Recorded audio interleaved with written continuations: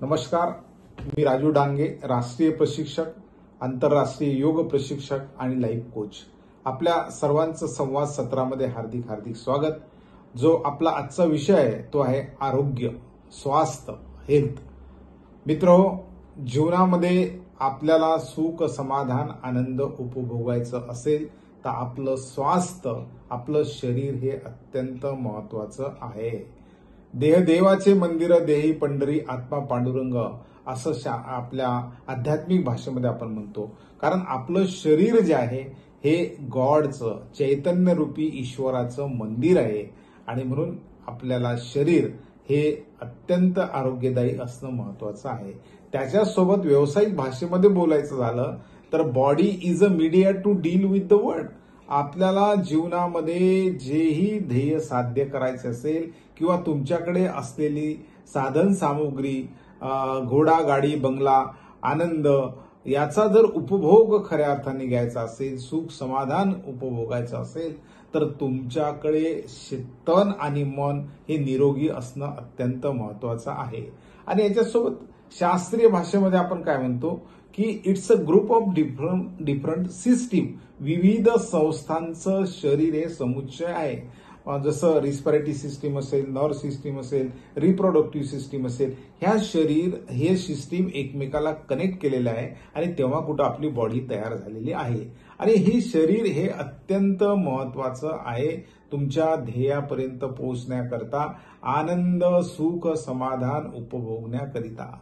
हे जन्मापासून मरेपर्यंतचं अंतर कापण्याकरता खूप महत्वाचं साधन आपल्याला हे ईश्वरीय या नेचरनी, या विधात्याने गिफ्ट दिलेलं आहे. म्हणून असं म्हटलं जाते, life is a gift itself. जीवन ही विधात्याची अमूल्य भेट आहे. आणि ही जी भेट दिली, या भेटीचा उपयोग कसा आपण करतो यावर खरं जीवनाची क्वालिटी आपली नक्कीच अवलंबून आहे.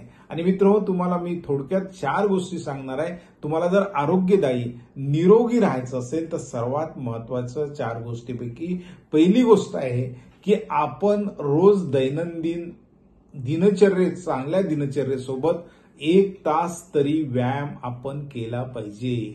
1 तास व्यायामामध्ये जो आवडीचा व्यायाम आहे, यथाशक्ती यथा प्रकृती, आपल्या शक्तीनुसार, प्रकृतीनुसार, वयानुसार, आजारपणानुसार आपण 1-1.25 तास तरी व्यायाम नक्की केला पाहिजे. त्याच्यात वॉकिंग असेल, सायकलिंग असेल, स्विमिंग असेल, योगा प्राणायाम असेल, जो तुमच्या वयाला साजेसा आहे असा व्यायाम आपण केला पाहिजे. असं म्हटलं जाते, शरीराची हालचाल सुखी जीवनाची ढाल.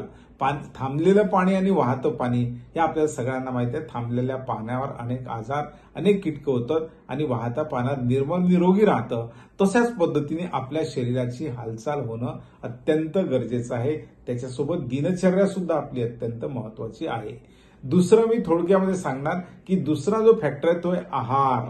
जर आपला जसे खावे अन्न तसे व्हावे मन, म्हणून शक्यतोवर आपण आपल्याला पचेल असा, सहजता असेल असा सात्विक आहार खाल्लं तर नक्की तुमची निरोगी राहण्यामध्ये तुम्हाला मदत होतं. आणि हा आहार अत्यंत महत्वाचा आहे. आहार किती खावा, कसा खावा हा जास्त महत्वाचा आहे.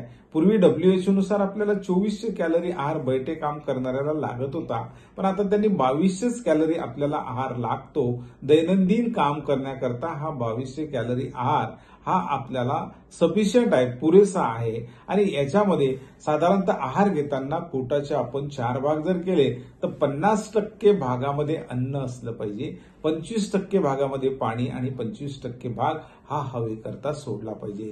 कारण हे जे आहे ही लॅबोरेटरी आहे, ही प्रयोगशाळा आहे. याच्यामध्ये जे अन्न टाकणार त्याच्या क्रिया नक्की तुमच्या शरीरावर होणार. आणि म्हणून जर तुम्हाला निरोगी राहायचं असेल तर सात्विक सकस आहार, जो काय सप्तरंगी आहार आपल्यामध्ये गेला पाहिजे. आणि नक्की आपल्याला नेचरने असं तयार केलं जे तुमच्या एरियामध्ये पिकतं ते साधारणतः आपल्या शरीराला आवश्यक असतं.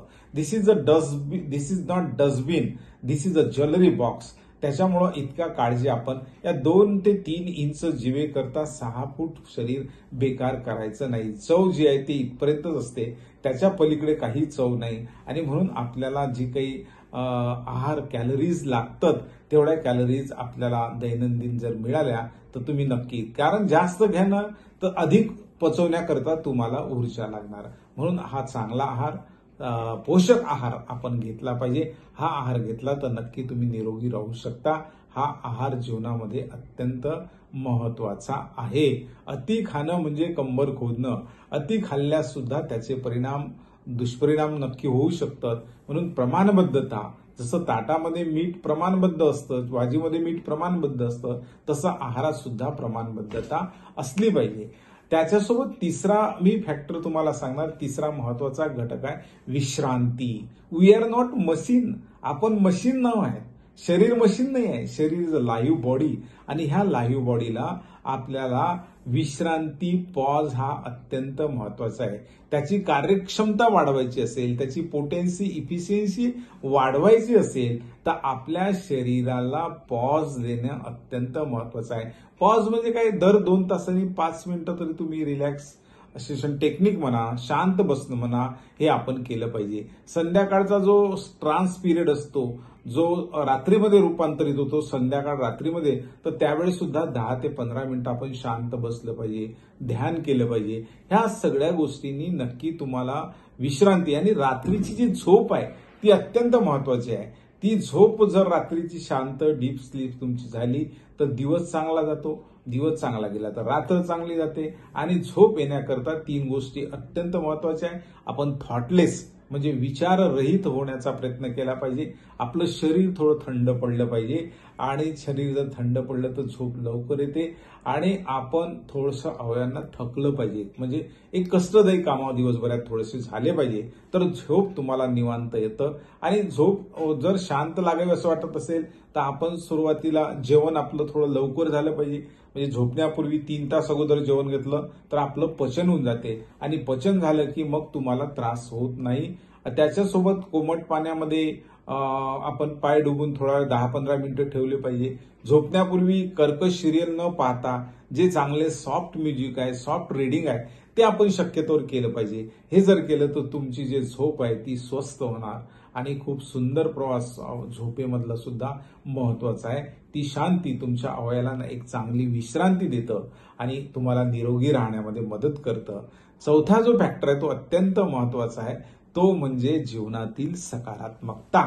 ज्या व्यक्तीकडे सकारात्मकता आहे तो उत्तम पद्धतीने जीवन जगू शकतो. आपल्याला या नेचरनी, विधात्याने काय दिलं नाही याच्यापेक्षा काय दिलं हा विचार करणं जास्त महत्वाचं आहे. मित्रहो, आमच्या दृष्टीबाधित बांधवांना भेटा, तुम्हाला तुमच्या डोळ्याचं महत्व पटेल. तुम्ही आमच्या डिसेबल पर्सन, दिव्यांग बांधवांना भेटा, तुम्हाला हातापायाचं महत्व पटेल. तुम्ही आमच्या गतिमंद बांधवांना भेटा, तुम्हाला तुमच्या माइंडचं महत्व पटेल. तुम्हाला ह्या सगळ्या गोष्टीचं महत्व त्यांना भेटल्यावर नक्की कळणार की आपल्याला देवाने किती मोठी गिफ्ट दिली आहे. त्याच्यामुळे रडत बसू नका, सकारात्मक राहा आणि जे देवाने दिलं त्याच्यात आनंद घ्या. याचा अर्थ तुम्ही आळशी बना असं नाही. ठेविले अनंते तैसेची राहावे, चित्त असू द्यावे समाधानी राहून महत्वाकांक्षी आणि पुढचं कार्य आपल्याला करायचं आहे. रडत बसायचं नाही. आणि म्हणून आपल्याला जीवनामध्ये बघण्याचा दृष्टिकोन, आपल्या स्वतःकडे सुसंवाद करण्याचा दृष्टिकोन हा सकारात्मक असला पाहिजे. आणि इतरांशीही बोलताना चांगलं मधुर मवार बोललं पाहिजे, गोड बोललं पाहिजे. वादापेक्षा संवाद हा जास्त महत्वाचा आहे. तर मला असं वाटते ह्या गोष्टी जर जीवनात आपण पाडल्या तर आपण निरोगी राहायला अत्यंत महत्वाचं भूमिका आपण करू शकतो. थोडीशी विनोद बुद्धी सुद्धा आपल्यामध्ये असली पाहिजे. असे अनेक फॅक्टर आहेत, त्याच्यापैकी हे महत्वाचे फॅक्टर आपल्याशी चर्चा केलेले आहे. आणि हा आपला निरोगी राहा, ज्या नाही तो ज्या आहे. तर तुम्ही जर चांगले निरोगी तर हे विश्व सुंदर. जर तुम्ही बेडवर आहे तर विश्व कितीही सुंदर असलं तरी आपल्या कामाचं नाही. आणि म्हणून आपली काळजी घेणे म्हणजे आपल्या परिवाराची काळजी घेणे. आपण जर आजारी पडलो, काळजी घेतली नाही तर तुम्हाला पण मॅन मनी मटेरियल सगळे घरातले नातेवाईक कामी लागतात, त्यांची मनी पैसा खर्च होतो, साधन सामुग्रीचा अपव्यय होतो, प्रॉडक्टिव्हिटी सांगते, कौटुंबिक सोबत सामाजिक नुकसान होते, आर्थिक नुकसान होते, देशाचं नुकसान होते. आणि म्हणून आपल्या स्वतःची काळजी घेणे म्हणजे किती जणांची, आपल्या कुटुंबाच्या परिवाराची काळजी घेण्यासोबत किती जणांची काळजी घेणे हे नक्कीच आहे. आणि म्हणून आपलं आरोग्य अत्यंत महत्वाचं आहे. आपल्या जीवनात आनंदी, उत्साही आणि आपल्या ध्येयापर्यंत पोहोचायचं असेल तर नक्की स्वतःला वेळ द्या, निरोगी राहा. Health is more than wealth. पैशापेक्षा जास्त, वेल्थपेक्षा जास्त महत्वाचं आहे. कारण ते प्रायोरिटीने, ते प्राधान्याने आपण त्याच्याकडे लक्ष पुरवलं पाहिजे असं मला वाटते. आजच्या दिवशी संवादात हाच आपल्याकरता संदेश. खूप खूप धन्यवाद. Thank you very much.